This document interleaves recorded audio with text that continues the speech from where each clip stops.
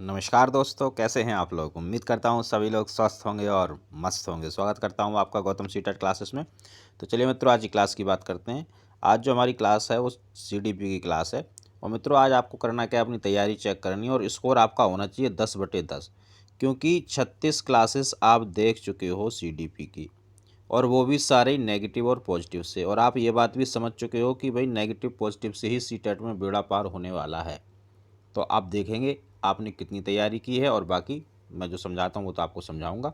तो चलिए, आज का पहला क्वेश्चन 476। और भाई जिनके पास पीडीएफ है, बच्चों के पास, वो अपनी पीडीएफ निकाल लो, और जो कुछ मैं बताता हूँ यहाँ पे वर्बली उसको आप लिख लिया करो। ये आपकी थ्योरी है, बाकी थ्योरी पढ़ने की ज़रूरत नहीं है, इससे ज़्यादा थ्योरी नहीं आएगी। और भाई एक बात और है, अगर आपको ऐसा लग रहा है कि हाँ भाई आपकी हेल्प होने वाली है सीटेट में नेगेटिव पॉजिटिव से, तो बस छोटा सा काम करो कि चैनल को सब्सक्राइब जरूर करो, लाइक करो, कमेंट भी करो, सब्सक्राइब तो करो एटलीस्ट। चलिए देखते हैं आज का क्वेश्चन पहला। प्याजे के सिद्धांत के अनुसार निम्नलिखित में से कौन सा व्यक्ति के संज्ञानात्मक विकास को प्रभावित नहीं करेगा। अब देखिए, यहाँ क्योंकि प्याजे के बारे में बात हो रही है, इसलिए हम प्याजे की ही बात करेंगे। अब यहाँ नेगेटिव पॉजिटिव को थोड़ी देर के लिए होल्ड पर रखेंगे। तो चलिए, भाषा, सामाजिक अनुभव, परिपक्वन यानी कि मैच्योरिटी, और क्रियाकलाप। देखिए, चारों चीज़ वैसे देखा जाए तो पॉजिटिव हैं, लेकिन हमें प्याजे की बात करनी है। तो हम इस क्वेश्चन को ऐसे पढ़ेंगे। भाषा की बात प्याजे ने की, परिपक्वन यानी कि मैच्योरिटी की बात भी की, क्योंकि इन्होंने तो बताया ही कि बच्चा फर्स्ट स्टेज में इतना मैच्योर होगा, दूसरे में इतना मैच्योर होगा, तीसरी में इतना, और चौथी में इतना है। तो मैच्योरिटी की बात की है। क्रियाकलाप की बात की इन्होंने तो कहा ही है कि बच्चा मनोवैज्ञानिक है, नन्हा मनोवैज्ञानिक है। सामाजिक अनुभव जो है, इसकी बात की है वाइगोस्की ने। तो जब इसकी बात वाइगोस्की ने की है तो फिर प्याजे ने तो की नहीं होगी, तो आंसर रिसीव करेंगे। चलेंगे अगले क्वेश्चन की तरफ। निचली कक्षाओं को पढ़ाते समय एक शिक्षक को प्राथमिकता देनी चाहिए। अब भाई प्राथमिकता किसको देगा? पॉजिटिव चीज़ को प्राथमिकता देगा। प्रश्न को इस तरह से पढ़ने की हैबिट बनाइए कि वो पॉजिटिव पूछ रहा है, नेगेटिव। और सी टेट के आपका जो सीडी का पोर्शन जो होगा फर्स्ट पेपर में भी और सेकंड पेपर में भी, उसमें लगभग 26 से 27 जो क्वेश्चन हैं उसमें सिर्फ नेगेटिव और पॉजिटिव ही पूछता है। और मैं आपको वही सिखा रहा हूँ, और आपके 27-28 क्वेश्चन आराम से ठीक होंगे, कोई प्रॉब्लम नहीं होगी। बस आप उन चीज़ों को फॉलो करें जो मैं बताता हूँ। और जो लोग फॉलो कर रहे हैं उनके मैसेज भी आते हैं, उनके कमेंट भी आते हैं कि वो बहुत अच्छा स्कोर करने लगे हैं। तो आप भी इस चीज़ का फ़ायदा उठा सकते हैं। पॉजिटिव और नेगेटिव को समझो और सीटेट क्लियर कर लो। चलिए इस क्वेश्चन की बात करते हैं। प्राथमिकता हम किसको देंगे? पॉजिटिव चीज़ को। तो पॉजिटिव चीज़ ढूंढेंगे। व्याख्यान नेगेटिव, दत्तकार्य नेगेटिव, कहानी अकेली आए तो नेगेटिव, कविता अकेली आए तो नेगेटिव, चर्चा पॉजिटिव वर्ड है। आंसर हो गया।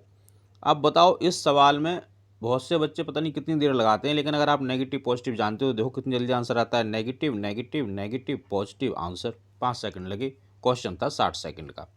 तो इस तरह से आपका समय भी बचेगा, पॉजिटिव नेगेटिव से आंसर बिल्कुल करेक्ट होगा, कोई कन्फ्यूजन नहीं होगी। इस मेथड को अपना लो आप। अगला क्वेश्चन देखेंगे। 5वीं कक्षा से ऊपर के विद्यार्थी द्वारा की गई त्रुटि को डैश का संकेत मानना चाहिए। अब त्रुटि देखो, बच्चे की जो त्रुटि होती है वो पॉजिटिव होती है, तो लगभग इसमें पॉजिटिव ही पूछ रहा है वो। अब हम बाकी हम देख लेते हैं इस क्वेश्चन, क्योंकि ये थोड़ा फिक्स हो गया। उनकी अधिगम कुशलता में कमी, ऐसा कोई सेंटेंस जो बच्चे की कमी निकाले, ऐसा कोई ऑप्शन जो बच्चे के बारे में कमी निकाले, नेगेटिव होता है। उनके अधिगम के चरण, उनकी अधिगम अक्षमताएं, इसमें नेगेटिव पॉजिटिव कुछ नहीं है। अधिगम के प्रति उनकी अवबोधता, यहाँ पे भी बच्चे की कमी निकाल रहा है, ये भी नेगेटिव। अब देखिए, ये दो तो बिल्कुल आंसर नहीं हो सकते। अब जो गौतम सीटेट क्लासेस से पढ़ रहे हैं वो सिर्फ 2 में कन्फ्यूज हैं, बाकी लोग अभी चारों में कन्फ्यूज है। अब देखिए, मैं आपको समझाता हूँ। देखो, जो बच्चे की त्रुटि होती है ये पॉजिटिव है। जब बच्चा गलती करता है तो हमें पता चलता है कि बच्चे के मन में क्या चल रहा है, बच्चा कैसे सीख रहा है। तो ये क्या है? ये एक तरह से जो लर्निंग होती है, लर्निंग का एक पार्ट है। उनके अधिगम चरण हैं, अधिगम अक्षमता नहीं है। गलती तो करते हैं, हर बच्चा करेगा। जिसमें लर्निंग डिसेबिलिटी है वो तो गलती करेगा, और जिसमें नहीं है वो भी करेगा। गलती कर करके ही तो हम सीखते हैं। तो ये अधिगम के चरण हैं, लर्निंग की स्टेजेज हैं, लर्निंग के स्टेप्स हैं। सिंपल सा आंसर है। अगला क्वेश्चन देखेंगे। विज्ञान एवं कला प्रदर्शनियां, संगीत एवं नृत्य प्रस्तुतियां तथा विद्यालय पत्रिका निकालना के लिए हैं। किसके लिए हैं? पॉजिटिव चीज़ के लिए होगा भाई, इतनी सारे काम आप करवा रहे हो तो ये सब मिला के पॉजिटिव हो गया, ये एक ब्रॉड टर्म हो गया, तो पॉजिटिव चीज़ पूछ रहा है वो, तो हम पॉजिटिव वर्ड ढूंढेंगे। ध्यान रहे हमें पॉजिटिव वर्ड्स ढूंढने हैं, शब्द ढूंढने हैं। ये तो सारे सीटेट के क्वेश्चन आ चुके हैं जो मैं आपको करवा रहा हूँ, दोबारा नहीं आएंगे, लेकिन शब्द वही आएंगे। शब्द नया कहाँ से ले आएंगे? तो शब्द पे ही हमें जोर देना है, नेगेटिव एंड पॉजिटिव। चलिए, विभिन्न व्यवसायों के लिए विद्यार्थी को प्रशिक्षित करना, व्यवसाय नेगेटिव। विद्यालय का नाम रोशन करना, इसमें ना कुछ नेगेटिव ना कुछ पॉजिटिव, होल्ड कर दो। अभिभावकों को संतुष्ट करना, अभिभावक नेगेटिव। शिक्षार्थियों को सृजनात्मक मार्ग उपलब्ध कराना, सृजनात्मक पॉजिटिव, डी आंसर करो। अब बताओ इसमें कितनी देर लगेगी? नेगेटिव नेगेटिव, ये होल्ड वाला हो गया, ये पॉजिटिव और ये आंसर। तो आप इस नेगेटिव और पॉजिटिव की ज़्यादा से ज़्यादा प्रैक्टिस कीजिए। प्रैक्टिस का एक तरीका मैं बता देता हूँ आपको कि मेरे पास सीटेट का जो मटेरियल है लगभग 32 PDF हैं, इनमें सब में आप नेगेटिव और पॉजिटिव की प्रैक्टिस कर सकते हैं। इसी प्रकार के सारे प्रश्न हैं। तो जब आप इसकी प्रैक्टिस करेंगे, इनमें लगभग 3000 प्रश्न हैं, तो नेगेटिव पॉजिटिव की जब आप 3000 बार प्रैक्टिस कर लोगे तो आप हो जाओगे इसमें परफेक्ट, और फिर आपको सीटेट क्रैक करने से कोई नहीं रोक पाएगा। एक ही मेथड की 3000 बार प्रैक्टिस करोगे तो भाई परफेक्ट तो होना ही होना है। 3000 मेथड सीखने से अच्छा है एक मेथड सीखो, लेकिन प्रैक्टिस 3000 बार करो उसकी। समावेशी शिक्षा उस विद्यालय शिक्षा व्यवस्था की ओर संकेत करती है। समावेशी शिक्षा पॉजिटिव है तो ये पॉजिटिव चीज़ की तरफ संकेत करती है, तो हम पॉजिटिव चीज़ निकालेंगे। जो केवल बालिका शिक्षा को बढ़ावा देने की आवश्यकता पर बल देती है, केवल, मात्र, ही, सिर्फ, एकमात्र, इनको लिख लो। ये सारे वर्ड नेगेटिव हैं। क्यों?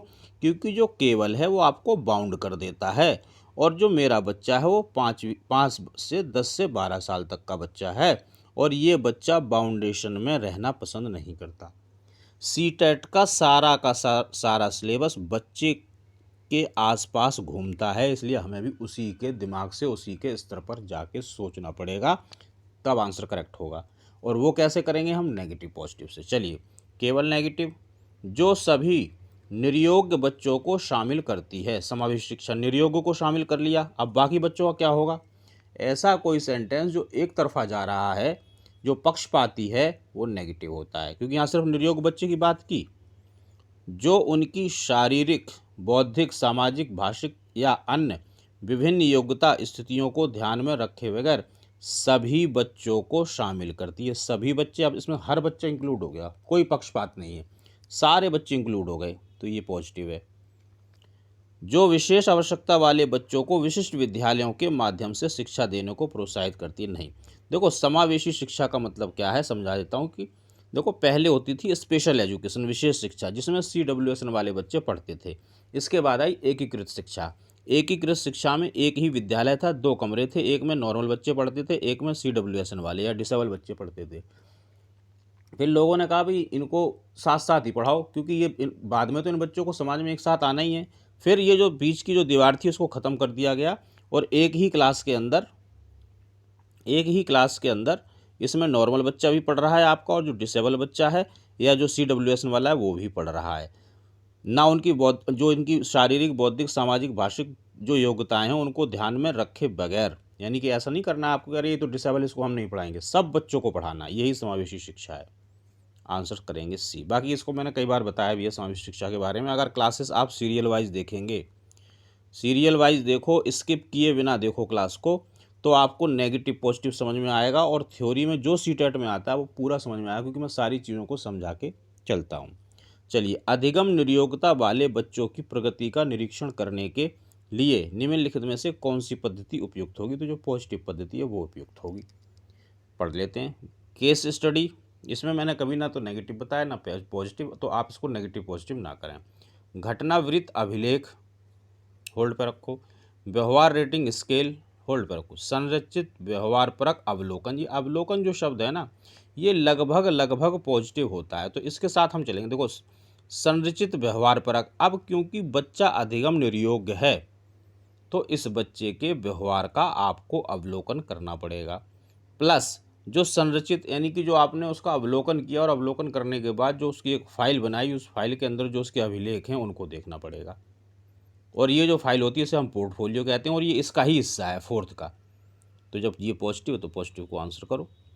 सिर्फ एक दो क्वेश्चन ही ऐसे होंगे जो प्रॉपर थ्योरी के, मतलब होंगे तो वैसे भी थ्योरी के, लेकिन प्रॉपर थ्योरी से ही सॉल्व होंगे जब आपको थ्योरी आती होगी तो एक दो क्वेश्चन के लिए आप मोटी मोटी थ्योरी नहीं पढ़ेंगे। एक दो क्वेश्चन की बात है, उनको कोई दिक्कत नहीं है। बाकी 27-28 जो क्वेश्चन है वो आपके नेगेटिव पॉजिटिव से सॉल्व हो जाएंगे। और जो बच्चे कर रहे हैं, जिनको मैं जैसे बताता हूँ वैसे जब वो प्रैक्टिस करते हैं तो उनके सॉल्व होते हैं। अधिगम योग्यता वाले शिक्षार्थियों द्वारा एक पूर्ण और उत्पादक जीवन जीने के अवसरों को बढ़ाने का सबसे सही तरीका कौन सा है? भाई वही होगा जो पॉजिटिव होगा। तो क्या ढूंढना है? पॉजिटिव ढूंढना है। और देखिए मित्रों, मैंने अपने चैनल पर अगर आप वीडियोज मेरे देखेंगे तो लगभग 1500 प्रश्न करवा दिए हैं अब तक सीटेट के, और सब नेगेटिव पॉजिटिव से करवाए हैं। तो ये परफेक्ट मेथड है, कोई तुक्का नहीं है। मैंने कई बार बताया कि तुक्के से 10, 20, 50, 100 सवाल सॉल्व हो सकते हैं, 1500 नहीं हो सकते। और आने वाले टाइम में भी 1500 और 1500 और 1500 ऐसे प्रश्न आने वाले हैं, और सब मैं नेगेटिव पॉजिटिव से करवाऊंगा, क्योंकि नेगेटिव पॉजिटिव का ही मेथड चलेगा सीटेट में। चलिए पॉजिटिव चीज़ ढूंढेंगे। इस तरह के शिक्षार्थियों की कमजोरियों पर ध्यान केंद्रित करना। ऐसा कोई भी ऑप्शन जो बच्चे की किसी भी कमजोरी की तरफ, किसी भी कमी की तरफ इशारा करे, नेगेटिव होता है। इस तरह के शिक्षार्थियों से उच्च अपेक्षाओं को बनाए रखना, उच्च अपेक्षा, नेगेटिव होता है। विविध कौशल, विविध पॉजिटिव, और युक्तियों का शिक्षण करना जिसे सभी संदर्भ पॉजिटिव में लागू किया जा सके। इन बच्चों को अपने लक्ष्यों को निर्धारण करने के लिए प्रोत्साहित करना। चलो ये भी ठीक है। तो देखो, अब पहला और दूसरा ये तो बिल्कुल नेगेटिव हो गया, अब तीसरे और चौथे में फंस गए। तो भाई सीटेट में ऐसे कई प्रश्न आएंगे जिनमें आप फंसोगे। पहला और दूसरा तो नेगेटिव हो गया, पॉजिटिव ढूंढना था। अब दो पॉजिटिव हमारे पास, एक ये संदर्भ, और सभी बच्चों की बात हो रही तो ये भी अच्छी, चलो, और यहाँ पे प्रोत्साहित करना। तो तीसरा और चौथा ये पॉजिटिव है। तो सीटेट में ऐसे कई प्रश्न आएंगे। जब आप चारों में, तीन में या दो में फंस जाओगे तो आपको क्या करना है? पहला मंत्र, सबसे पहले आप ब्रॉडनेस देखेंगे। ब्रॉडनेस कहाँ है? बड़ी टर्म कहाँ है? बच्चा कहाँ ज़्यादा सीख रहा है? बच्चा कहाँ ज़्यादा क्रिएटिव है? बच्चे का भला कहाँ ज़्यादा हो रहा है? बच्चे को लचीलापन कहाँ मिल रहा है? बच्चा क्रियात्मक कहाँ हो रहा है? बच्चे की जो सृजनशीलता वो कहाँ बाहर आ रही है? ये ब्रॉडनेस देखेंगे। तो अगर मैं पहला ही मंत्र लगाता हूँ तो इसमें विविध कौशल और युक्तियों का शिक्षण करना जिससे सभी संदर्भ में लागू किया जा सके। अब देखो इसमें दो पॉजिटिव हैं। दूसरा मंत्र क्या है? आप ये देखना ज़्यादा पॉजिटिव कहाँ है। तो देखो दूसरा पॉजिटिव और विविध तो बहुत सारा हो गया, ये ब्रॉड टर्म हो गई। तो हमारा पहले में ही काम चल जाएगा, यानी कि थर्ड ऑप्शन आंसर होगा। अब इसमें देखो क्या हो रहा है, इसमें सिर्फ एक काम हो रहा है, लक्ष्य बच्चों को, अब बच्चा अपना लक्ष्य निर्धारित करेगा और उसके लिए प्रोत्साहित करना, यहाँ सिर्फ एक काम हो रहा है। और जबकि यहाँ पे ब्रॉड है, विविध है, विविध कौशल, विविध युक्तियाँ शिक्षण के लिए, और संदर्भ भी आ रहा है प्लस, तो आंसर हमारा सी होगा। देखो ये टाइम तो इसलिए लगता है कि मुझे आपको समझाना पड़ता है, नहीं तो क्वेश्चन सॉल्व होता है 5 से 7 सेकंड में। वाइगोस्की के सामाजिक सांस्कृतिक सिद्धांत के अनुसार पॉजिटिव चीज ढूंढो। संस्कृति और भाषा विकास में महत्वपूर्ण भूमिका निभाते हैं, सही बात है। बच्चे अलग क्षेत्र में चिंतन करते हैं और वे पूर्ण परिप्रेक्ष्य नहीं लेते हैं। इसमें बच्चे की आपने निकाल दी गलती कि वो ऐसा काम नहीं कर सकते हैं। ऐसा कोई ऑप्शन जिसमें बच्चे की कमी निकाली जा रही हो, गलती निकाली जा रही हो, वो सेंटेंस नेगेटिव होता है। यदि निम्न आयु पर अमूर्त सामग्री को प्रस्तुत किया जाए तो बच्चे अमूर्त तरीके से चिंतन कर ले रखते हैं। अमूर्त वर्ड नेगेटिव है, सॉरी इसमें पॉजिटिव का निशान लगा दिया, नेगेटिव वर्ड है ये। अमूर्त क्यों नेगेटिव है? क्योंकि मेरे पास जो बच्चा है वो 5 से लेकर 10 साल तक का है, और ये बच्चा प्याजे की तीसरी अवस्था में आता है, लगभग 11 के बाद दूसरी अवस्था शुरू होती है। तो इस अवस्था में बच्चा अमूर्त चिंतन नहीं करता है। वो कब अमूर्त चिंतन करेगा? 4th स्टेज में, यानी कि जब वो 11 साल से प्लस चला जाएगा। तो फिर ये हमारे काम का नहीं, अमूर्त हो गया नेगेटिव। स्वनिर्देशित वाक सहयोग का निम्नतर स्तर है। इसमें ना कुछ नेगेटिव है ना कुछ पॉजिटिव, इसको भी होल्ड पे करेंगे। और जहाँ पे निम्नतम या उच्चतम आए ना, वो होल्ड पे ही रहते हैं लगभग लगभग। अब देखिए पॉजिटिव कहाँ क्या मिला? संस्कृति और भाषा। इसकी बात वाइगोस्की ने स्पेशल की है कि वो संस्कृति और भाषा जो है, बच्चा समाज से और जो संस्कृति से है वहाँ से सारी चीज़ें सीखता है और वहीं से उसका विकास होता है और उसमें वो महत्वपूर्ण भूमिका निभाते हैं। तो देखो ये तो बिल्कुल नेगेटिव हो गया, ये बिल्कुल नेगेटिव हो गया। हमें कन्फ्यूजन किस में थी? एक 4th में और एक 1st में। तो मैंने अभी बताया था आपको, ये तो नेगेटिव, ये भी नेगेटिव, इसमें और इसमें कन्फ्यूजन है। जब 2 में कन्फ्यूजन हो, 3 में कन्फ्यूजन हो, 4 में कन्फ्यूजन हो, तो क्या देखेंगे? ब्रॉड चीज। अब संस्कृति में तो सभी कुछ आ गया। स्वनिर्देश वाक सहयोग, यहाँ बच्चा सिर्फ बच्चे की बात हो रही, जो बच्चा अपने आप से बात करता है, निज वार्ता करता है, सेल्फ टॉक जो करता है, जो प्राइवेट उसकी स्पीच होती है उसकी बात हो रही है, और ऊपर से ही जब निम्नतम या उच्चतम लिखा हो तो आप मान के चलो कि ये होल्ड वाला है। इसे होल्ड कर दिया, ये होल्ड हो गया, ये नेगेटिव हो गया, ये नेगेटिव हो गया, तो आंसर ए। इसी सोच के साथ जब आप आंसर करोगे तभी आंसर करेक्ट होगा, नहीं तो कन्फ्यूज हो जाओगे भाई। बात मान लो मेरी। नई सूचनाओं को पूर्ववर्ती विद्यमान मानसिक संरचनाओं में व्यवस्थित करना क्या कहलाता है? तो भाई ये आपका कहलाएगा आत्मसातीकरण। ये मैंने समझाया भी था। देखिए आत्मसातीकरण क्या होता है, एक तो होती है हमारी प्रेजेंट नॉलेज और एक होती है न्यू नॉलेज। प्रेजेंट नॉलेज में नई नॉलेज को ऐड करना, ये होता है आत्मसातीकरण। एग्जाम्पल बता देता हूँ छोटा सा। जैसे मान लो मेरे घर में है पंखा, तो मुझे ये लगता है कि जो पंखा है इससे ही ठंडी हवा आती है। जब भी मुझे ठंडी हवा की ज़रूरत पड़ती है मैं पंखा ऑन कर देता हूँ। इसके बाद मान लो मैं किसी अपने मित्र के यहाँ गया, उसने जाके मुझे कमरे में बिठा दिया, उसमें बड़ी ठंडी हवा आ रही थी। अब मैंने इधर उधर देखा, पंखा तो ऊपर लगा हुआ लेकिन पंखा चल नहीं रहा है, तो यार ये ठंडी हवा कहाँ से आ रही है? तो उसने कहा कि भी मेरे घर में एसी लगा हुआ है। तो फिर मेरा दिमाग, अच्छा एसी से भी ठंडी हवा आती है। इस बात को मान लेना और इस चीज़ को अपना लेना। अभी तक जो मेरा स्कीमा था वो क्या था, पंखे से ठंडी हवा आती। अब ये नई एक जानकारी मिली और इसको मुझे इसमें ऐड करना है। जब मैं इसको इसमें ऐड कर रहा हूँ तो इसको बोलेंगे आत्मसातीकरण। अब मेरा क्या नया स्कीमा बन गया कि पंखा और एसी दोनों से ठंडी हवा आती है, तो इसको आत्मसातीकरण कहते हैं। अगला क्वेश्चन देखेंगे, प्याजे का क्वेश्चन है। देखो जो चीज़ें फिक्स हैं वो फिक्स ही उसका आंसर आएगा। 485 क्वेश्चन नंबर देखते हैं हम। इस क्वेश्चन में कक्षा 5 के शिक्षार्थियों को जिज्ञासा जागृत करने का निम्न में से सबसे प्रभावी तरीका, भाई वही तरीका प्रभावी होगा जो पॉजिटिव होगा। अधिक हस्तपरक अनुभव प्रदान करना, हस्तपरक अनुभव पॉजिटिव। लिखित कार्य में उन्हें अधिक अभ्यास देना, अभ्यास नेगेटिव। अक्सर इकाई परीक्षणों का आयोजन करना, परीक्षा या परीक्षण नेगेटिव। गहन जांचपरक, जांचपरक पॉजिटिव। कल्पनापरक पॉजिटिव। प्रश्न पूछना, ठीक है चलो ये दोनों पॉजिटिव हो गए। अब उसने पूछा पॉजिटिव, अब दो में फिर फंस गए भाई, ये तो पूरा नेगेटिव हो गया। फिर इन दो में फंस गए। जब आप फंस गए तो पहला मंत्र व्यापकता देखेंगे। अब देखिए ना तो इसमें व्यापकता है ना इसमें व्यापकता है, बस इसमें लेकिन क्या हो रहा है, इसमें बच्चा खुद से कर रहा है, इसमें ये पॉजिटिव चीज़ है। यहाँ जांचपरक और यहाँ प्रश्न पूछ रहा है टीचर, तो व्यापकता से बात नहीं पड़ी। तो आप करेंगे क्या दूसरे नंबर पर? दूसरे नंबर पर करेंगे पॉजिटिव वर्ड, देखेंगे ज़्यादा कहाँ है। इसमें दो पॉजिटिव वर्ड हैं, इसमें भी दो पॉजिटिव वर्ड है। अब फिर फंस गए। अब बचा काम लास्ट मंत्र क्या, थर्ड। क्वेश्चन पढ़ो, क्वेश्चन पढ़ो आंसर मिल जाएगा। जिज्ञासा उत्पन्न करना है तो उसमें हस्तपरक अनुभव की क्या जरूरत है?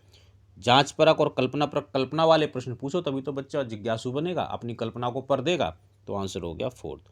नॉर्मली तो पहले मंत्र में ही आंसर मिल जाता है, नहीं मिलता है तो दूसरा अपनाओ, और नहीं फिर तीसरे में तो मिलेगा ही मिलेगा, लेकिन आंसर बिल्कुल करेक्ट मिलेगा, इस बात की मेरी गारंटी है।